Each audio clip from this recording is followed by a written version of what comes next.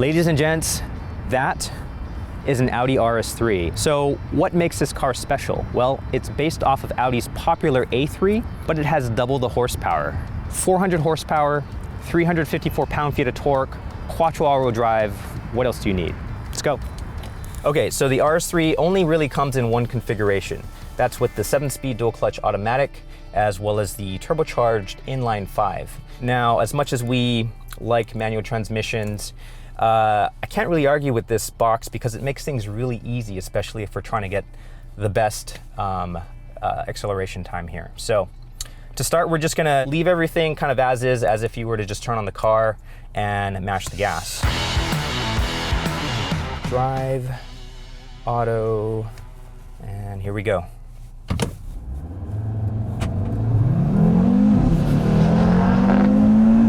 All right. This car gets off the line pretty good. There's about a half a second delay in between when I put my foot down and when it actually leaves, but after that, once the engine kind of spools up, there's really not much, there's not much waiting after that. Let's turn ESC off, sport mode selected. Okay, so for launch control, Audis in the past that we've tested, generally you just mash the brake, mash the accelerator, and something fantastic is supposed to happen. All right, here we go. Oh yeah.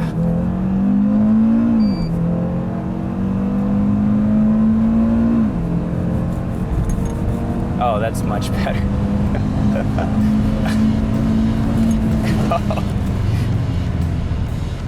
Woo, what an improvement. Okay, so driving this car around, you get a sense that there's a little bit of turbo lag down in the lower ranges, and only when you're really kind of going for it does it feel like it kind of stays within its power band. So if you can take that turbo lag out of the equation, the result is pretty great. So we dropped a full second off of our 0 to 60 time, 0 wheel spin off the line. So we confirmed that the RS3 is fast, as suspected, but kind of take a corner. Let's go find out.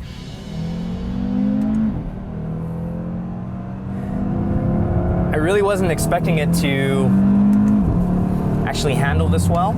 It's got a little bit of weight over its nose, just like the TTRS. So the weight bias is closer to like 58% over the front. And so I was kind of expecting it to be a little bit more pushy, a little more prone to understeer. It's actually feels like it has a little better balance. The quattro all-wheel drive system actually adjusts as you change the mode. So it's looking at sending more of the torque back to the rear wheels. It can only do so much because this is a front drive system. You're not going to be able to send a ton to the back. You know, it's usually, you know, maybe up to 50%. Despite the front bias nature, it feels relatively well balanced. This has a staggered front to rear setup, but this time it has the bigger tires on the front end, 255 millimeter wide tires versus 235s for the rear. What that's gonna do is it's gonna provide this car more front grip than it does rear. So you notice I'm shifting gears with the paddles here. There's good response from the paddles. You don't have to wait a whole second for the gear shifts to actually occur when you ask for them. Audi actually also has this sport mode here that I'm going to switch into. It's supposed to kind of do the shifts for you. It does a pretty good job. It's not as aggressive as we would be with the paddles. So, you know, it's downshifting kind of as you're exiting a corner, not really setting you up ideally for the exit. But, you know, again, with this dual clutch being so quick, it reduces the number of things you have to think about when you're driving. So while it's maybe not as playful as a rear drive car, it's definitely more confidence inspiring. It's probably suitable for somebody that may not have a ton of track experience. It's a little bumpy, and that's because we have the optional Dynamic Sport Plus package, which outfits the RS3 with a fixed suspension, carbon ceramic front brakes, and a couple other things. Good for, I think, dynamics. As a daily driver, it's definitely gonna be a little too busy for most. The standard equipment in this is Audi's magnetic ride adaptive suspension, and that's gonna give you options. You can run in comfort mode, you can run in auto, and then you have a dynamic setting, so it's gonna have a specific tuning for the RS. And I think that should work pretty well, and then you don't have to put up with the ultra stiff suspension when you're just going out for groceries. This inline 5 isn't a perfect engine. It has a little bit of turbo lag that really manifests itself when you're not driving it hard. In this situation, it works fantastic because you're always in the boost, you're always higher in the revs, and you never really have a chance to kind of fall out of that. When you're driving this on the street, you know, off the line, I've been in situations where it took a half a step too long for the boost to come in, and I found myself kind of not being able to merge or make like a lane change as quick because there was a car coming up in the other lane.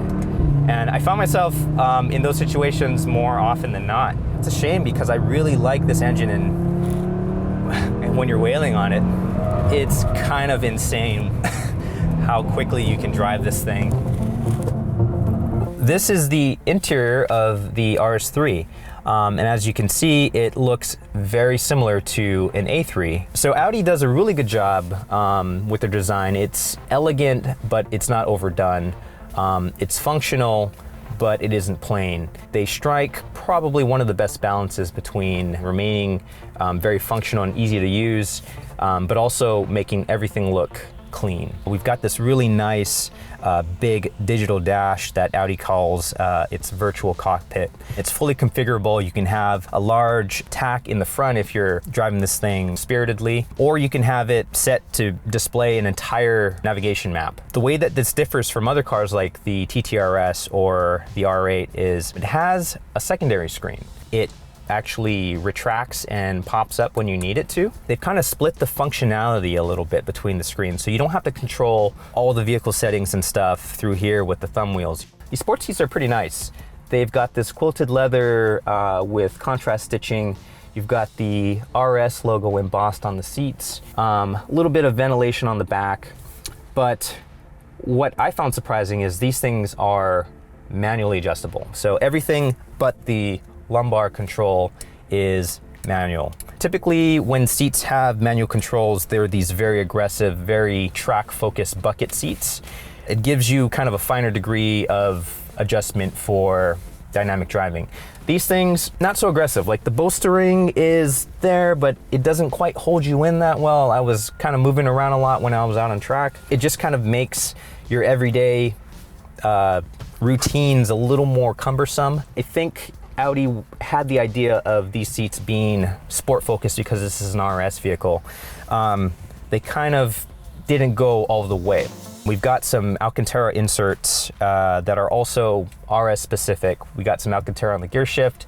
We've got some Alcantara on the door here. These carbon inserts, I wouldn't need to have them. I think they're an additional cost.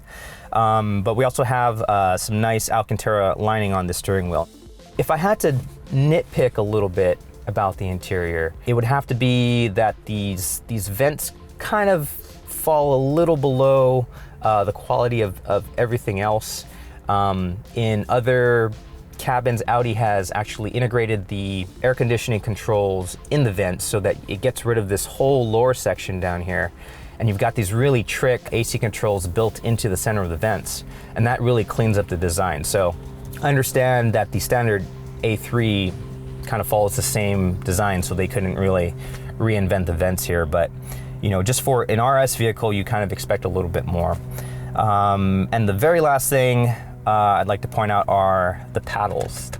The paddles, they're functional, but they're just a little cheap. For as much as, you know, you're using them, you'd really like to feel something that's a little bit more substantial. All in all, this is a very well done cabin. We're gonna continue to enjoy the things that Audi puts out. So guys, that is the Audi RS3, an exciting new addition to the segment, and some might even say the new leader. If you like this video, be sure to subscribe, and for more information, check out Edmunds.com.